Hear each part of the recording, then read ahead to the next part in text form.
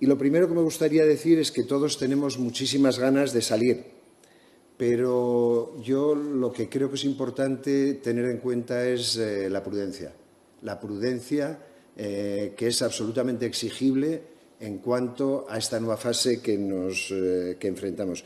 Ayer era San Prudencio y lo celebraron también, aunque sea virtualmente, en muchos sitios cerca nuestra, cerca de Navarra, y yo diría que nos tiene que inspirar esa lógica y ese camino, esa visión, de que realmente lo que hagamos poco a poco, con cabeza y con muchísima prudencia, ¿no? No podemos dar marcha atrás, no podemos volver atrás y, de alguna manera, tirar por la borda, tirar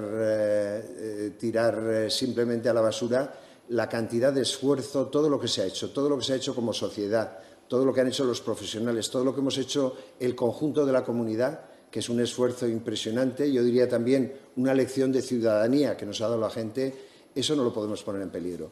Y, por tanto, lo que hagamos en esta fase de transición hay que hacerlo con rigor, con cabeza, sabiendo dónde estamos en cada momento para poder introducir las medidas de corrección cuando sea necesario.